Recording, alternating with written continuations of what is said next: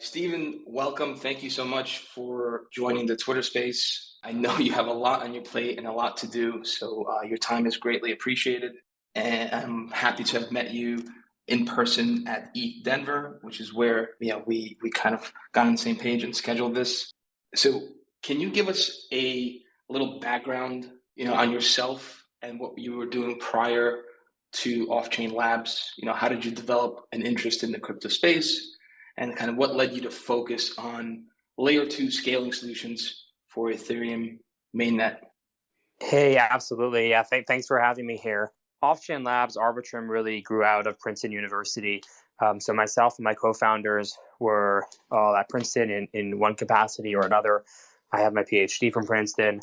My co-founder Ed was a longtime professor there, and my co-founder Harry was also a PhD student there at the same time as me. And I got into blockchain space personally around 2013, right when I started there. Back then, it was really all about Bitcoin. And together with Ed and my advisor and some others, he wrote a text Bitcoin and cryptocurrencies. My early work in the space really focused a lot on securing digital assets and the cryptography of cryptocurrencies. And I did a lot of work on what's known as threshold cryptography is one thing I did a bunch of work on, and technologies that I built out were later went on to form the basis of several companies, including Fireblocks, if you're familiar. So that was like my early work. Then I got involved in Arbitrum a little bit later, but the Arbitrum project itself has roots to at least 2013 or 2014.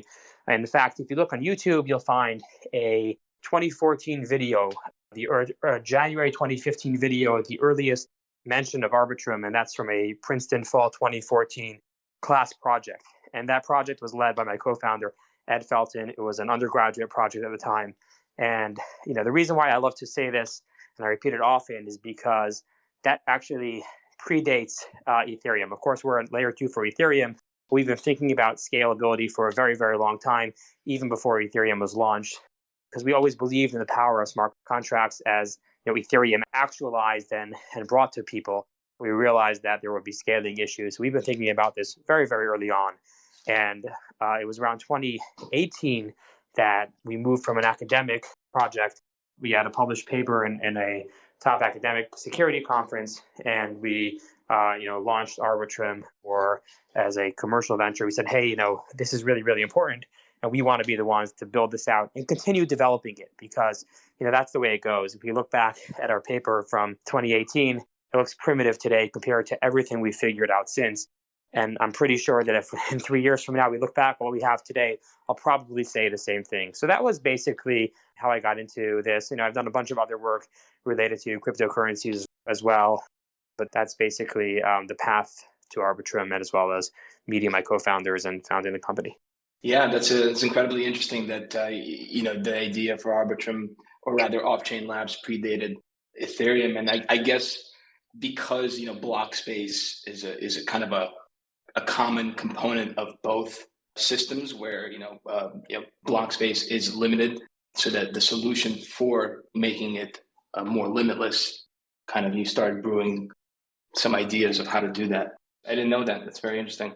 And you kind of touched on this before, but how did you meet your co-founders? I know you mentioned Harry, you met in Princeton. What about Ed? Yeah, so Ed also, I met at Princeton. Ed was a professor at Princeton. He wasn't my advisor, but I worked closely with him throughout my time there. And so it actually was Ed who really began Arbitrum, as I mentioned, early on. And I only got involved. So the history of Ed is, one of the many, many interesting things that Ed's done is for the last, I think, 2 years or so of the Obama administration, Ed went to the White House and was the deputy CTO of the White House and also senior advisor to President Obama. And during those 2 years, Arbitrum basically, went on a back burner. The undergraduates have sort of finished their thing, and the project sort of lie fallow. It was like when Ed came back in 2017 that we really picked it up and said, hey, we need to build this out. At that time, Ethereum was thriving. We started seeing early signs for the need of scale, like CryptoKitties, for example. We look back now, and we wish we could get back to the usage then, when we thought were the spikes then. But we continue to grow so much. But that was really when we picked it up again. But Ed's been involved from the very beginning, and I've worked with Ed at Princeton Ed spent, I think, 28 years at Princeton and was there, throughout my time there. Right. And just for clarity for any listeners, Ed is the co-founder and chief scientist. Ed Felton. Harry Kaldner is the chief technology officer. And Steven is the CEO and co-founder of Offchain Labs. Yes. I've been ruminating over this for some time, and this relates to kind of the proper nomenclature for layer one and layer two. And maybe you could give me some clarity on this, but the base layer would be synonymous with the settlement layer. And when it relates to Ethereum, it's synonymous with ETH mainnet. Would you kind of agree with that? Yeah, there's a lot of different terms that people use. Commonly, people will say layer one to mean, the base layer, as you said, or Ethereum in our case. A layer two to mean just the platform you build on top of the layer one. And, these are also sometimes politicized terms because a lot of projects want to be considered layer two, and, some have different security assumptions. I think the consensus at this point is if you derive your security from the layer one with none or minimal additional assumptions, then you're basically considered to be a layer two. And that means that you are not an independent blockchain, but you're built on top of the layer one. So Arbitrum is a layer two platform, and the layer one platform that it's built on is Ethereum, but also sometimes called the base layer, as you mentioned as well. So yeah, there's a lot of terminology. And the other terminology here is rollup. There are different types of layer twos. Arbitrum is a rollup, and then there are also different types of rollups. There's something called an optimistic rollup, and that's what Arbitrum is. And I'm sure you'll get into that. Yes. I don't want to preempt you. Great. So why are layer two solutions so important? Which applications or use cases are just not feasible on layer one? So it's a combination of being able to do things that aren't possible in layer one, like you just mentioned, but it's also the fact of doing the same things for a lot cheaper. And that, it's all about unlocking new things. In the first case, it's unlocking new applications. In the second case, it's unlocking new opportunities for new classes of users, right? So you can take a DEX, for example. We can run a DEX on layer one, and there are some really, really excellent decentralized exchanges on layer one, but the transactions cost tens of dollars, depending on the congestion, or even hundreds of dollars sometimes, depending on the complexity of what you're doing. Many users will be priced out. You might have seen in the past people say, hey, Ethereum is a whale's game, right? Because the idea is that it's so expensive to transact that you have to have a really high value transaction in order to make it worth it, right? If you're a retail trader and you want to do a $10 trade or a $100 trade even, and the fee itself is $10, you're going to think twice about doing that. It's going to cut, very deeply into your margins. You do a few of these trades and you really don't have any principal left because the fees are so high. So that's an example of something which you can do it on Ethereum. We're not unlocking anything, any new capability for that example, but by lowering the fees, we're making things just a whole lot better for a lot of users. And a lot of users that were previously priced out can now participate and enjoy the same benefits. So that's one class of things that we do. So you can do a lot of the same things for lower fees. And again, I like to focus on lower fees is good for everyone. Even if you can afford higher fees, you're probably happy to have lower fees. But the more important thing to me is the inclusivity, that there are people that just can't participate, and applications that just don't make sense at that level that become feasible with lower fees. And that's really a good segue to the second type, which is, in addition to just taking all the same and doing it cheaper, there are things that are just simply too expensive to do on Ethereum today that we can do on Arbitrum. And I think if you're looking for a class of product or an industry or a vertical that's really taken off on Arbitrum that you don't really see on Ethereum, that's, these futures or derivative exchanges that exist. And for various technical reasons, they do complex transactions, and their transactions are often very, very expensive. Sometimes these transactions are so expensive that they take more gas than is available on an Ethereum block or close to it. And the ability to do these transactions, you just can't do them on Ethereum because, the $10 transaction might seem, for a trade might seem high, but here we're talking about a lot more than that. So unlocking that potential is really, really nice. And that's, again, all about inclusivity. Now we're not talking only about new people, new sort of classes of investors, but also just new applications, things that you simply couldn't do. Were priced out on Ethereum that are possible on Arbitrum. And then there's, other applications that are made possible because of the faster speed that we do for transactions. So, there are certain projects that are using this.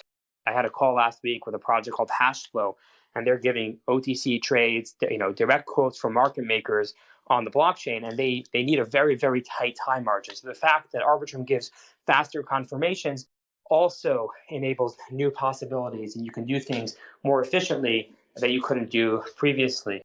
Another place where that's important is there's a really, really exciting gaming ecosystem that's beginning to form in Arbitrum.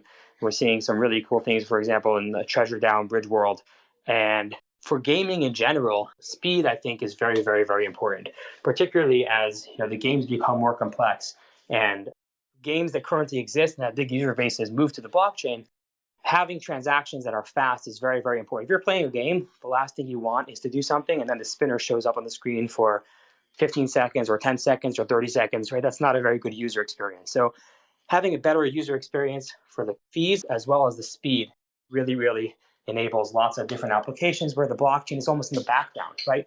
Number one, you have a great game. Number two, you have a blockchain application. And in order to do that, you have to make sure that you can stay in the background. And if your fees are really high or it's really, really slow, it's very, very hard to stay in the background because users notice that, and it leads to a very negative user experience. So, we're improving the user experience on all those ways, and I think we're bringing in both new users, new classes of users, and also new classes of applications. Yeah, I think you guys are doing a terrific job at that because, we'll get into this a little bit later, which is, the different types of approaches to layer two solutions, whether it's optimistic rollups or ZK rollups.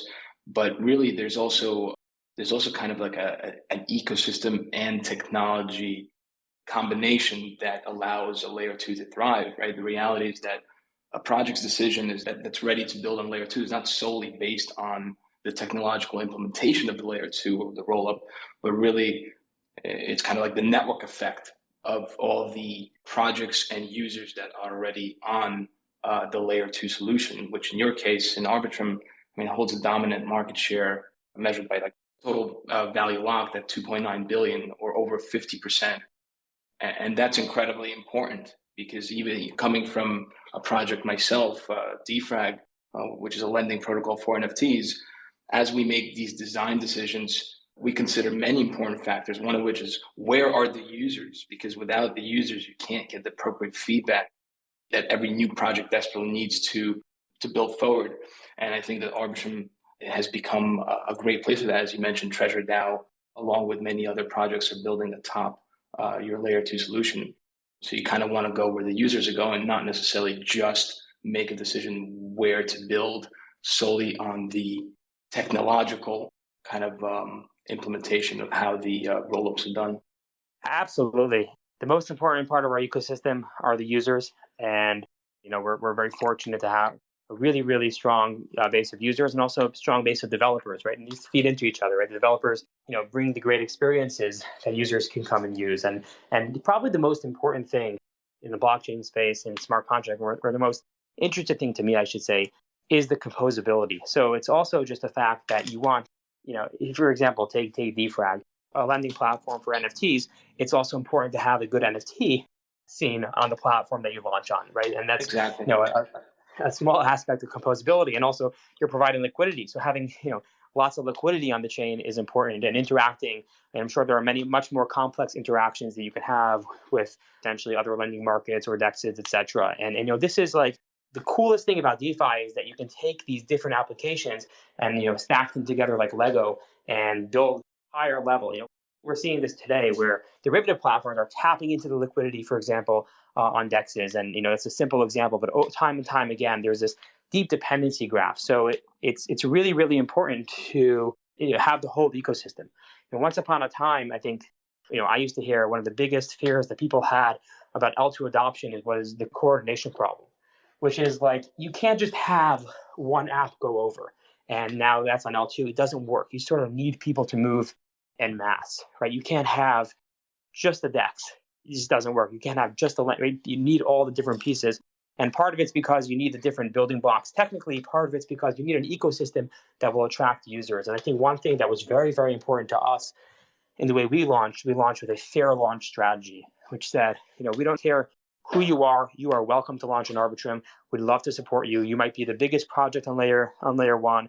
You might be just a few people working in a garage. So we want to have you. We're going to roll out the carpet for you and do whatever we can to support you, and do that in a way that's fair. And when we launched late August, everyone went live at the same time. There was a 3-month period where developers could build, and everyone went live at the same time. And the idea was just fairness and having the ability to bootstrap the ecosystem in a way that everyone can go live at the same time, which is just so important for composability. So, there's a lot of coordination and questions here, and the importance of having users and liquidity, and trying to really make the most welcoming environment. Yeah, and that's a great segue for how Arbitrum attracts, supports, and grows alongside projects like this.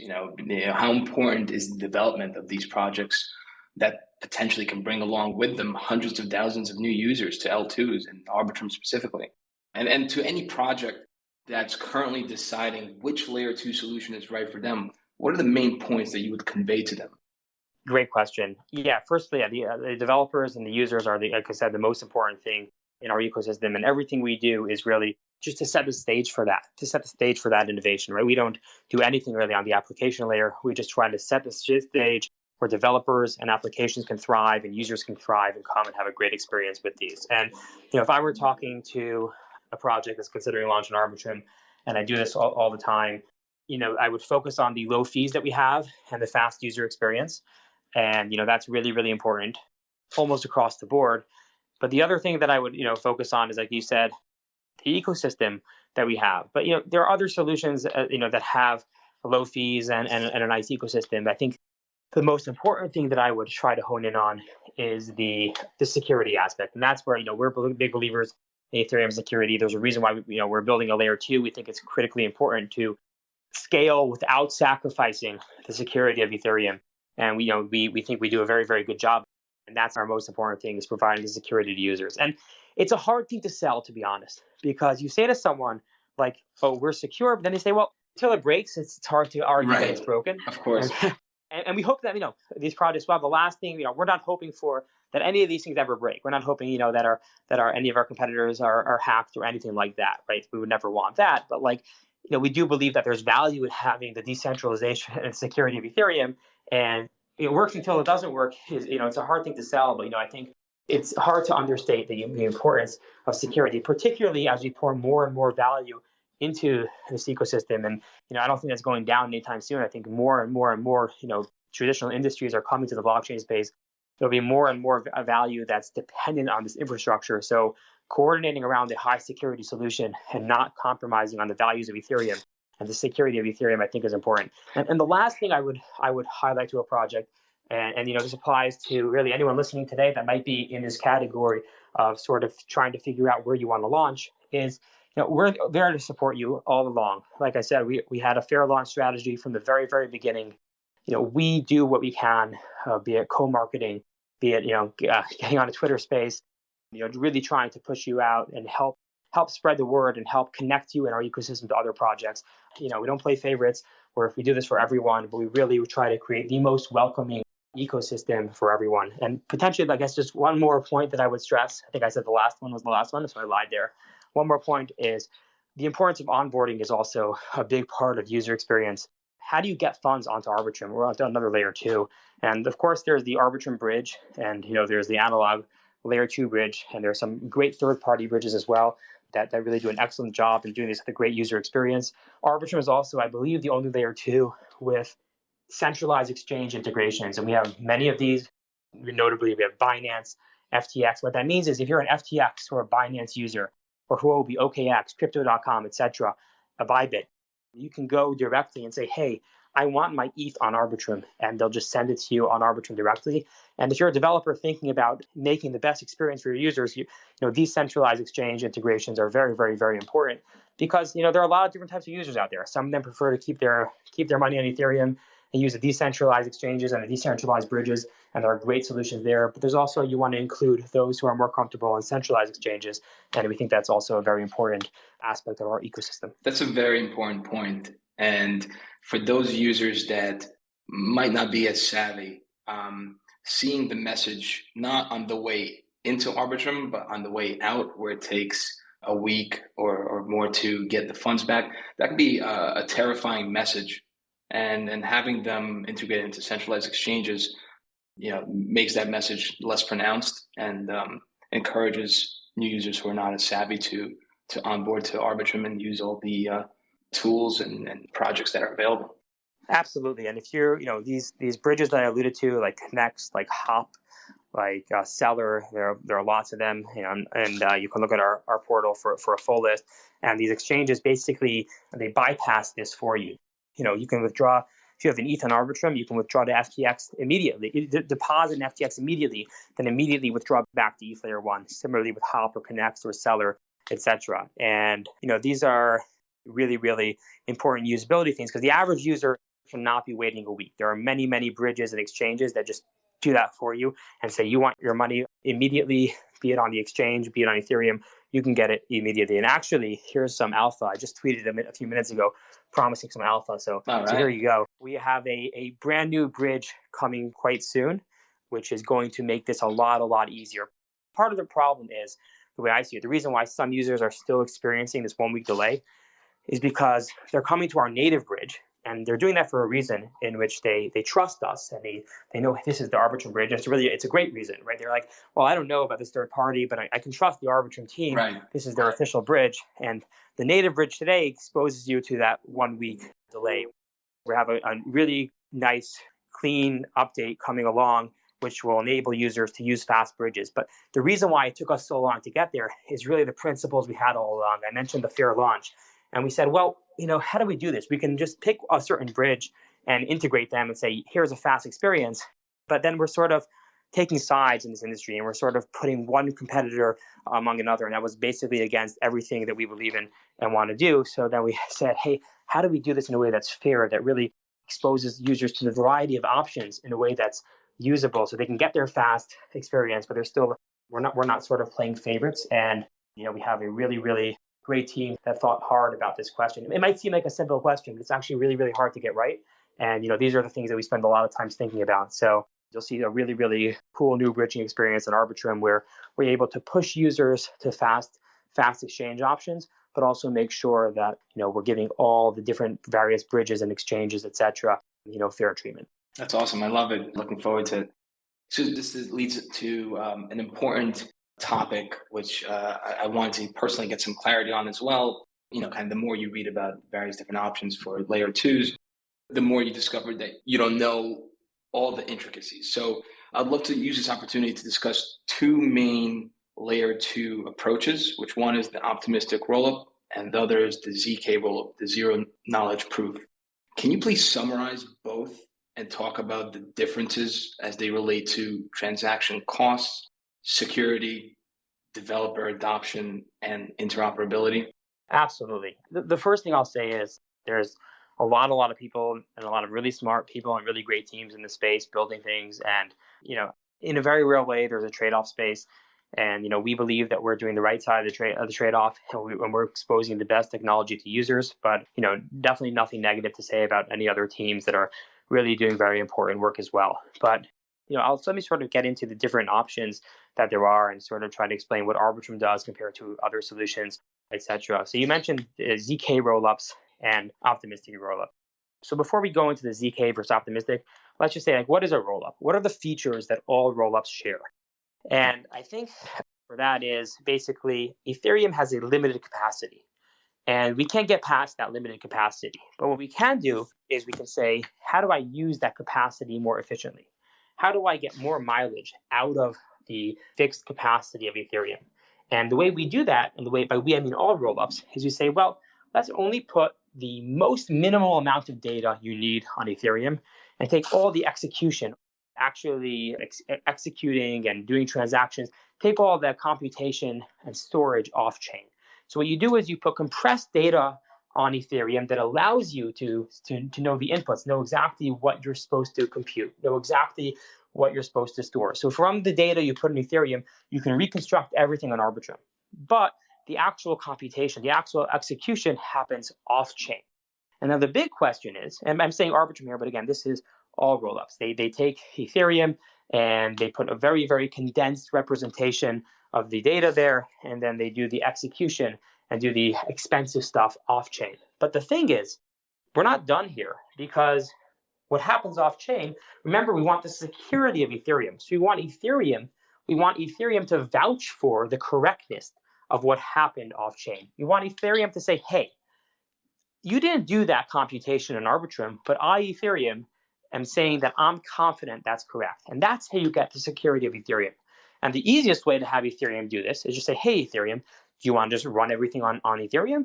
That defeats the purpose. That's exactly what we're trying not to do. We're trying to scale by taking the execution off Ethereum. So the unifying factor that really unites all rollups is proofs. We are proving to Ethereum the correctness. We're saying, hey, Ethereum, all this computation happened off-chain. You didn't do it directly, but here is a succinct proof that what happened off-chain is correct. And that's really rollups in general, proving to Ethereum the correctness. Here's where we can sort of differentiate between the different types of rollups. They differ in how they prove to Ethereum that things are correct. In Arbitrum, we use something called fraud proofs, where we basically say, hey, Ethereum, I'm not actually giving you a proof right now that it's correct. Here's what we did, and just trust me. But if anyone wants to challenge, there's a really efficient mechanism where they can prove that I lied. And that's why it's called an optimistic rollup. Optimistically, we don't actually include any proof at all. We just say, hey, Ethereum, this is what happened. And then we open up a period of time. And that's where, by the way, the 1 week delay comes from to withdraw from this 1 week period of time that 1 week is an arbitrary value, but one that the community has come to consensus on as the right amount of time. And so that's what we implement. So there's 1 week where anyone can say, hey, that's wrong. So the property here is, right now, there's a whitelist, but in theory, as long as anyone in the world can come ahead and say, hey, Ethereum, this claim is wrong, then Ethereum can very, very efficiently mediate the dispute and determine who's right. So the way we prove to Ethereum is using these fraud-proof mechanisms. So to recap, optimistic rollups prove to Ethereum what happened off-chain via the fraud-proof mechanism. ZK rollups do something called validity proofs. ZK is actually a misnomer because there's a type of validity proof called zero-knowledge proofs, in which they prove these things in a way that hides the data and gives you zero knowledge about what happens. In practice, though, no ZK rollup, actually maybe Aztec, but with the exception of Aztec, all of their ZK rollups, to my knowledge, don't actually use this feature, and they're really just validity proof rollups. And what they do is basically the opposite. Rather than saying, hey, Ethereum, this is correct, if you think I'm wrong, anyone, go ahead and challenge me, they give you a validity proof and say, hey, Ethereum, this is correct, and we are giving you a proof that it's correct right now. And so as soon as the proof is computed, it settles. So what are I guess you asked about the advantages and disadvantages of these various the trade-offs here. Yeah, specifically as it relates to transaction costs, security, developer adoption. How easy is it to utilize and build applications and projects, and of course interoperability. The communication between these rollups and mainnet, and potentially other new rollups that come about in the future. I'll start with interoperability. That's where Arbitrum really, really shines, that we have full EVM compatibility. That means that you take the same bytecode you use on Ethereum, the same precompiles work, everything basically that's on Ethereum works on Arbitrum. You don't have to change anything. And that's a large reason why I think we were really the first ones in the rollup space to go after full EVM compatibility. Today, a lot of people are trying for this, but I'm pretty sure that we were working on this well before anyone else was. And I think that's very, very important for building the ecosystem.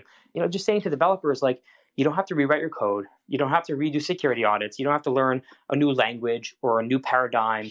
You just take your code and it's going to work. You just layer to your code in one click. And that's something which is very, very important.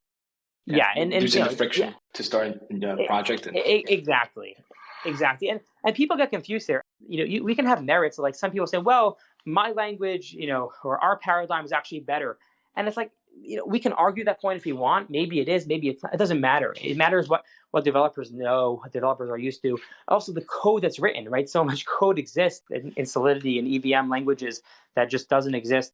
If you're trying to bootstrap a new language, or even trying to bootstrap a slightly new syntax using familiar languages. And so that's a place where I think we really, really shine. When it comes to transaction costs, the information out there today, might be a little hard to digest. If you go to a site like L2 fees, for example, you'll see that generally the ZK rollups look cheaper than the optimistic rollups. And the reason why it's an unfair comparison is because all the ZK rollups that exist today in any production sense are application-specific rollups. They aren't generalized platforms. They're rollups that are optimized for payments or optimized for NFT minting and transfers or something like that. And the reason why that's important to note is because these are sort of an apple and an orange. You can build an optimistic rollup that's application specific. You can build a ZK rollup that's application specific. And application specific rollups are always going to be cheaper. But when you think about the goal that everyone's working towards is general platform. Today, the only ZK rollups that exist in production, to my knowledge, are application specific. And when you optimize something to be application specific, it's always going to be cheaper than going through a general platform. So the fair comparison is, what does a general platform optimistic rollup cost compared to a general platform ZK rollup? And there are no general platform ZK rollups today that show their costs, to my knowledge. So this is a theoretical comparison based on what we understand. And our belief firmly is that ZK rollups will be much, much more expensive long-term than optimistic rollups. And here's two reasons for that. Number one, we all have to put data on Ethereum. ZK rollups, some of them compress it differently. It's not necessarily a win at all, but I'll leave that. So we all have to put data on Ethereum. But then the question is these proofs. Remember, we optimistically don't do any proofs at all. And what that means is we can basically run our code very, very fast, run our contracts almost on the native machine, right? So we have very, very low cost of operating a node.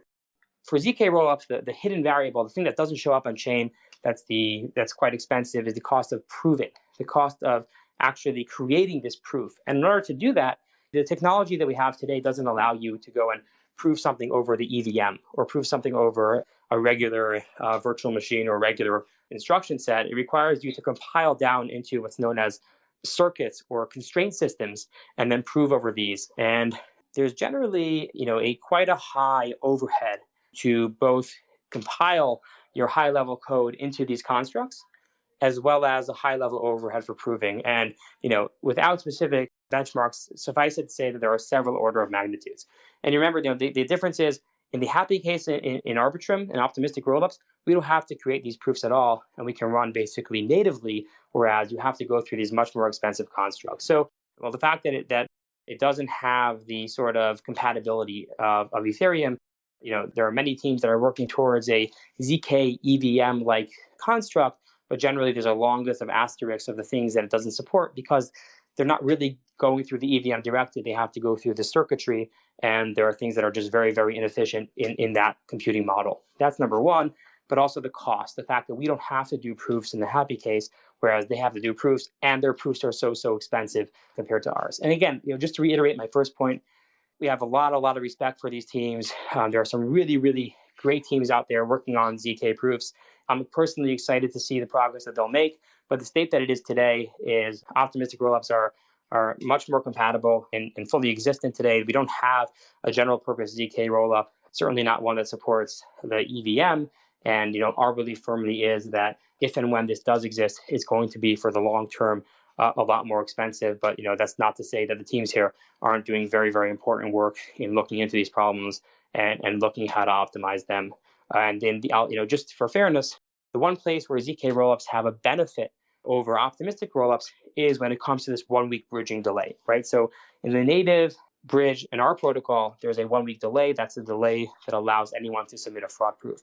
ZK rollups, the delay is much shorter, generally on the order of several hours up to a day. It's the amount of time that it takes you to compute one of these proofs. So you get your funds generally in a few hours or a day, as opposed to the 7-day period in optimistic rollups. However, as I alluded to before, with the introduction of exchanges on Arbitrum, direct centralized exchanges, and with these fast bridges like Hop, like Seller, like Connext, it becomes much, much, much easier for users to get their funds off immediately. And for basically ERC20s and ETH, and it's really, really a problem that your average user should not be dealing with. Your average user should not, in practice, have to wait a week. But I'd be remiss if I didn't mention that advantage.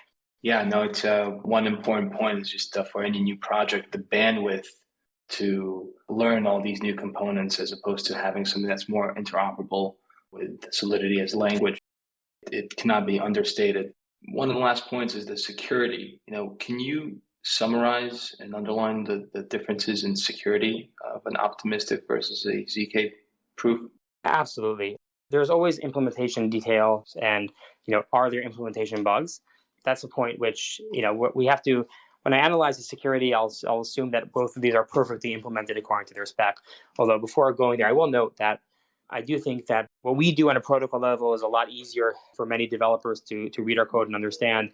When it comes to these complex zero-knowledge proofs, I think there's a smaller population in the world can actually make sense and understand these. That being said, that's not to say what we're doing is simple. So there's a lot of complexity in both cases. But when it comes to security, they really both derive their security from Ethereum. In the case of a ZK rollup, they prove to Ethereum, and Ethereum directly verifies the proof. So again, unless the math is broken behind the ZK proof or the implementation is broken, Ethereum verifies it, then it gets the security of Ethereum. In Arbitrum's case, similarly, we post these claims to Ethereum, and Ethereum has to verify the fraud proof if someone claims it, and then it mediates the back and forth between the prover and the challenger to find out who the winner is. So there's one additional assumption, which is that you can get transaction on Ethereum, right? So if I see, hey, there's fraud in Arbitrum, someone posted the wrong thing, I have to go ahead and say, I need to now tell this to Ethereum. And that's where the week comes along. You have a week to do this. So in practice, while it is an additional assumption, it's a very minimal assumption. I'll put it to you this way. If Ethereum was a system in which you could be censored for a week, that I can't get a simple small transaction on Ethereum in 1 week, Ethereum is broken in many, many, many other ways than just Rollups, right? The entire DeFi is broken if we can, add liquidity or liquidate, etc., in 1 week, or even get Oracle updates, right? So Ethereum, the entire ecosystem basically assumes that you can get transactions in relatively quickly, and that's why the weak assumption is like it's so long that it's extraordinarily clear that you can. So in practice, they both derive their security from Ethereum, but those are sort of the technical nuances of the different approaches and the security models. Yeah. So thank you for that, and I'd be remiss if I didn't cover the upcoming Ethereum merge. And just to set the context for our listeners, Ethereum is moving to a consensus mechanism called proof of stake from proof of work. And proof of stake is a consensus mechanism used by blockchain networks for distributed consensus. It requires users to stake their ETH to become validators in the network, and these validators are responsible for the state of the network. The merge refers to the beacon chain and mainnet coming together. The beacon chain introduced proof of stake, which serves as the consensus layer and was shipped on December 1st of 2020. And it runs parallel to the Ethereum mainnet, which is still in proof of work. And currently, and these numbers are staggering and impressive, there are over 300,000 active validators on the beacon chain with close to 10 million ETH. My question to you is, with the merge coming soon, roughly, I think it's around June, and we know this because there's something called the kind of like a self-imposed deadline called the difficulty bomb, which is a mechanism basically that increases the difficulty level of proof of work exponentially. And over time, this leads to the chain becoming so difficult to mine that it grinds to a complete halt and stops producing blocks, and people are forced to move over to another. So what impact does this merge have on layer twos, such as Arbitrum? Does it pose any risk to any existing projects building on Arbitrum? Yeah, great question. So I don't think there are really risks that are imposed by it, but I think there's a lot of benefits. Right. And obviously, we there will be test nets and like other protocols, of course, you make sure Arbitrum works and nothing breaks as always possible. But to my knowledge, there shouldn't be any sort of breaking changes for us, but there should be a lot of benefits. Number one is the vast majority of our costs are putting data on chain. Remember, I said we sort of compress what we do when we use Ethereum very efficiently, but we're still putting a lot of data on chain. And that is the vast majority of the cost that we have in operating Arbitrum, and that means that's the vast majority of the fees that users pay. And so what happens then? It's not the entirety of the fees, because there's also layer two costs, but it's a lot of it. So one thing that will happen post merge is we'll have sort of data sharding, and there are various proposals of how storage cost will come down, potentially up to 100x even. So that's going to be phenomenally important for us, right? Critically, we look forward to this because if the costs of storage come down, cost of call data, that's a type of Ethereum storage that we use, that comes down, then we are in a very, very good position. And it's really a lot better for our users. Our costs will come down pretty significantly with that. In terms of the merge itself, sort of moving to a proof of stake system, environmental benefits, etc. So we're not special there, but of course, those are important to us. Two things I'll call out that are sort of helpful in a rollup sense for moving to proof of stake. One is you get faster finality. So you don't have to worry as much about layer one reorgs. And now you wait, say, some number of blocks, maybe 12 blocks or so on Ethereum after you consider a message to be final. And what this means is in Arbitrum, there are multiple ways to post transactions. One of those ways is to post directly on chain. It means that our sequencer can pick those transactions up much more quickly because it has confidence that they'll be included quickly. So it's a technical point, but it's one thing that is definitely going to make the distributed aspect of Arbitrum better and the user experience there better. And the other thing is, to the extent that the post-merge chain is less prone to sort of denial of service attacks or censorship attacks, then potentially we, and I don't mean we as Arbitrum, but really we as a community, can re-examine the question of how long should the challenge period be. The 7-day challenge period, again, it's all about, can I get a transaction onto Ethereum in 1 week? And that's clear that today, potentially in a post-merge world, would be comfortable lowering that and say, hey, the surface is a little bit different. The delay or denial of surface is a little bit different, and maybe we can shorten that period. Again, that's not a decision we would make ourselves. That's a conversation that we would definitely participate in. But ultimately, I think it's a point where the community may re-examine, may not, but that's something which I definitely want to keep an eye on. Yeah, and it seems that the layer two solutions on a post-merge world, can you see layer twos becoming kind of a de facto transaction layer as opposed to the settlement layer?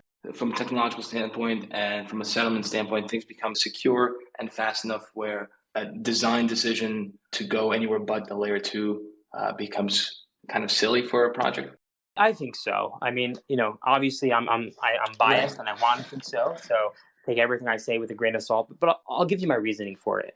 I believe the security and decentralization of Ethereum is critical. And if we give up on that, you can actually, what are we even doing here, right? If we go back to systems that are de facto centralized, that the only way to participate is to run a data center, then we haven't really decentralized at all. Maybe we've made ourselves happy. Maybe we've sort of shifted the power, brokers and taken power from certain institutions and given them to others. But we haven't really accomplished anything, for the vision. And that's sort of, what excites me most about this space. So I think, keeping to Ethereum's values of decentralization, of high security, are critically important. But there are practical issues. It's nice for me to sit here and say that, but if you're a user or even a developer that's developing your app and say, hey, I can launch on this platform and it's going to cost me, my users, $10 per transaction or $100 per transaction. I can launch on this platform and it'll be a few cents. It's very hard to really say, follow the values there and say, well, I believe in decentralization, because it's also their competitive factors. So really having the low fees is really, really, really important for users and developers to continue to thrive and continue to make sure that the decentralized message doesn't get sort of forgotten and move to other chains, because you can't blame users for wanting lower transactions. And that's why I think I like to say rollups are basically the common denominator. There are those that care about security, and there are those that care about decentralization. And the nice thing is in Arbitrum, both of those people, both of those types of people, both of those applications types and developer types can meet. If you care a lot about security, we have you covered. If you care a lot about speed of transactions, we have you covered. If you care a lot about the cost of transactions, we have you covered. And as our transactions get lower, that becomes more and more and more compelling. So yeah, definitely, even today, Arbitrum today, our fees are definitely more than some more centralized solutions. We're at a very good point, and the common denominator holds. But as they get slower, it just becomes more and more and more and more simple. Like I don't usually, at least in the conversations that I have, people don't come to me and say, hey, I don't want to launch on Ethereum. It's usually, I want to launch on Ethereum, but. And so when you take away the appeal of the other by lowering our transaction fees and giving people the security of Ethereum, but also the low fees that might entice them to leave Ethereum, then they're really back at Ethereum. Because there's no one that's saying, at least in my conversations, hey, I really don't like Ethereum. I love Ethereum, but this is a problem, and we're solving those bugs. Yeah, I couldn't agree more with that, and I'm glad that your values of decentralization are at the heart of what you're doing. And lastly, Vitalik Buterin praised Arbitrum in the Discord channel by saying you guys are a central part of the solution, and it's great to see all the progress that you've done.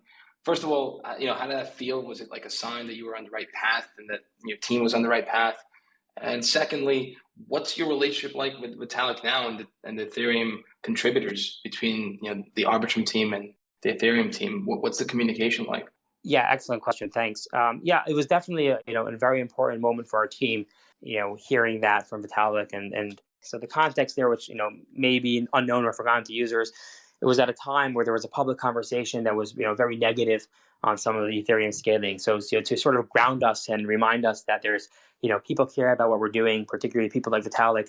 I think it was very motivating for us to continue to fight the fight that we're fighting and fight for bringing Ethereum security and decentralizations to users at lower cost. Absolutely. The thing that Vitalik is obviously a very, very impressive individual, but one of the things that's very impressive about him is he sort of doesn't like to get political in terms of the cross Ethereum politics, and he's supportive to everyone. So we have a great relationship with the Ethereum Foundation, a great relationship with Vitalik, as do our competitors. And that's really, I think, the most important thing. And we're happy about that. Part of the beauty of the decentralization of the community aspect of Ethereum is that it's open to everyone. And the same way we're open up to every bridge that wants to launch an Arbitrum, the Ethereum Foundation and Vitalik are supportive to us and our competitors in a very friendly and we believe to be a very fair way. Now, that doesn't mean that we're all created equally. We believe that we're doing something which is at a very good point, a trade-off point for users. We're the only rollup today that offers a general purpose platform with fraud proofs built out. And that's, very, very important, and we'll continue to hammer home why we think we shine. But from the Ethereum Foundation's perspective and Vitalik's perspective, I think, their support is very, very important to us. And, it's inclusive support that, sort of tries to bridge the gap between us and our competitors and say, hey, how can we work on joint efforts? How can we, work to move on things that will help all of you? For example, the recent proposals to lower call data to cost. So really having them as sort of the anchor of the ecosystem and really supportive is really a very, very important to us. And we'll keep delivering and building and delivering on the dream of Ethereum. But we can't do this alone. And the support of Vitalik, the support of the Ethereum Foundation, the support of the developers that are building on us, right? That's it's critical, and the support of all the users that have used Arbitrum. And again, to any developer out there, just to recall, we are there to support you, and we want we're fair and open to everyone. So reach out. You can DM me directly. You can DM our Twitter account. We're always happy to help and really want to create the most inclusive L2. And just to underline before you go, Steven, in Denver, when I met Steven face to face, he was standing at the Arbitrum booth as any other regular team member of Arbitrum. And actually at the time, I didn't put the two together. So kudos to everything that you've done and how inviting you are to the community and the builders that are attempting to build great projects on Arbitrum. And thank you for taking the time for this Twitter space. Definitely looking forward to everything that you'll accomplish in the future. Likewise, thank you so much for having me. It was great to meet you in person, and thanks for inviting me to be here. It was a ton of fun, and I'm really looking forward to DeFrag launching an Arbitrum, and can't wait to see that go. Awesome. Take care, Steven, and thank you everyone for listening. Once again, this is going to be available on the Web3 Frontier podcast series, where you could listen to it at any time. Thanks, everyone, and have a great rest of your day or night, wherever you are.